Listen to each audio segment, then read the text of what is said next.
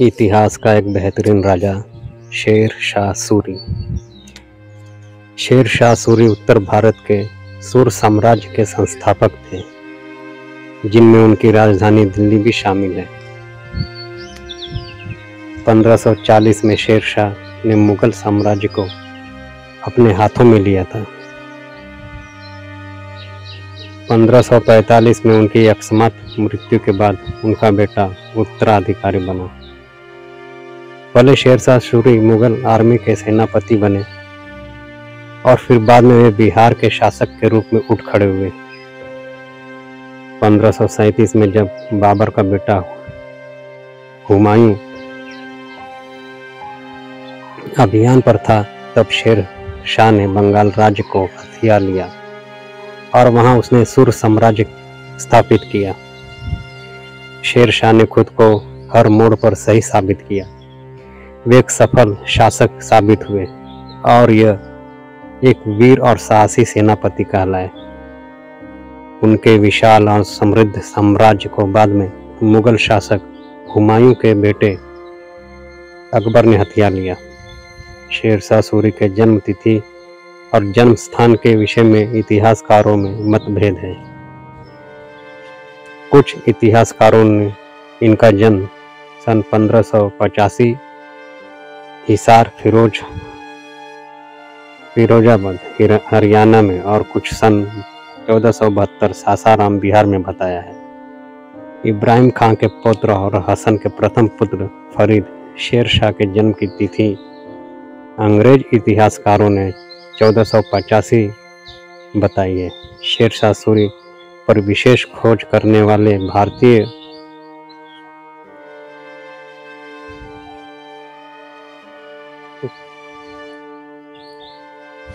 ने फरीद का जन्म सन 1486 माना है। हसन खां के 8 लड़के थे। फरीद खां और निजाम खां एक ही अफगान माता पिता से पैदा हुए थे।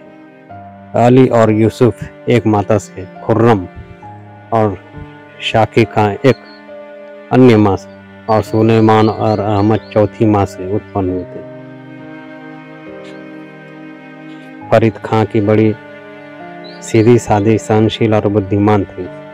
फरीद के पिता ने इस विवाहित पत्नी के अतिरिक्त यह अन्य 3 दासियों को हरम में रख लिया था। बाद में इन्हें पत्नी का स्थान प्राप्त हुआ।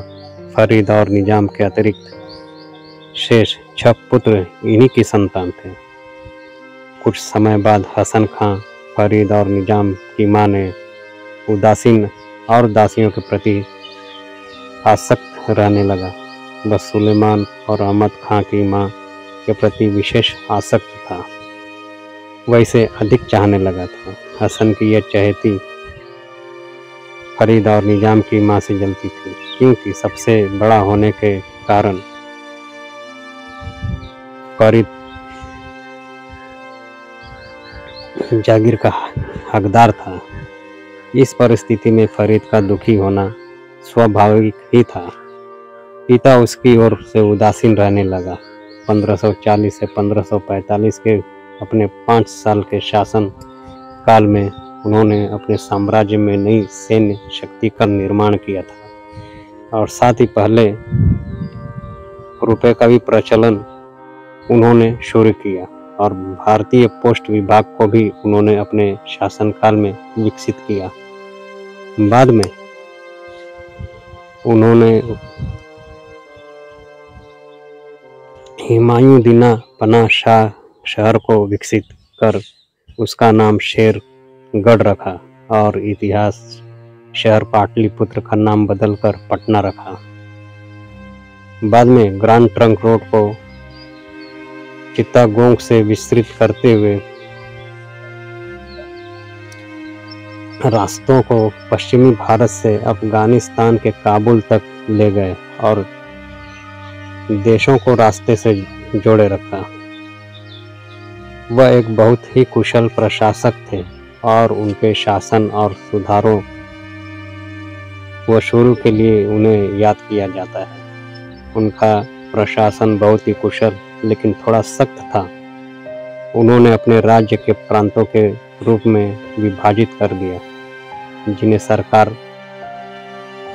कहा जाता था। आगे उन्हें परगना और फिर छोटे इकाइयों में विभाजित किया गया।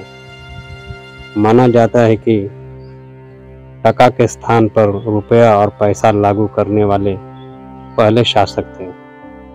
उन्हें कस्टम ड्यूटी की शुरुआत का श्रेय भी दिया जाता है, जिसका आज भी पालन किया जाता है। उन्होंने कई सराय, मस्जिदों का निर्माण कराया और सड़कों का तंत्र भी स्थापित किया, जिससे में सबसे प्रसिद्ध है ग्रांड ट्रंक रोड। उनमें वास्तुकला के प्रति एक परिष्कृत स्वाद था, जो उनके द्वारा निर्मित रोहतास किले के निर्माण में स्पष्ट है। उन्होंने अपने प्रशासन के साथ साथ सैन्य गतिविधियों को भी जारी रखा। उन्होंने बुंदेलखंड में कालिंजर के मजबूत किले को घेरा, जहां 1545 में बारूद के विस्फोट में उनकी आकस्मिक मौत हो गई। हालांकि उन्होंने 5 साल की छोटी अवधि के लिए ही भारत पर राज्य किया था, लेकिन उनके द्वारा किए गए परिवर्तनों ने लोगों के जीवन पर चिरस्थायी प्रभाव डाला। उन्हें मध्यकालीन भारत के सबसे सफल शासक के रूप में देखा जाता है।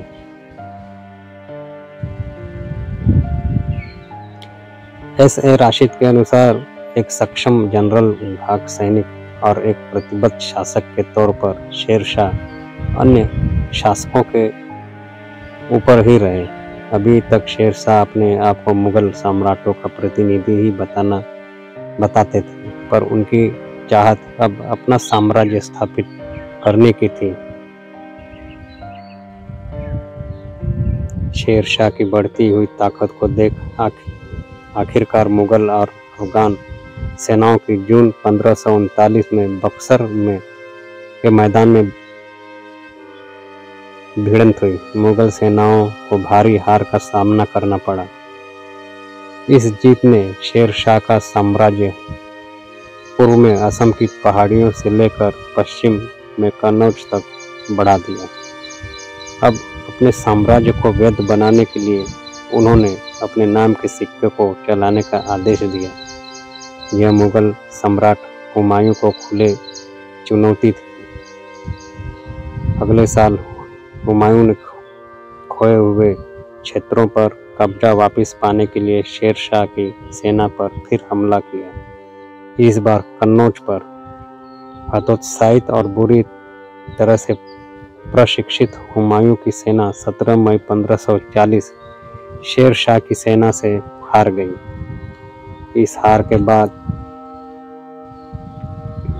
इस हार ने बाबर द्वारा बनाए गए मुगल साम्राज्य का अंत कर दिया और उत्तर भारत पर सूरी साम्राज्य की शुरुआत की, जो भारत में दूसरा पठान साम्राज्य था।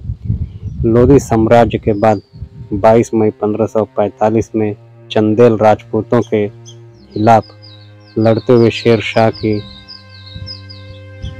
कालिंजर किले की घेराबंदी के जहां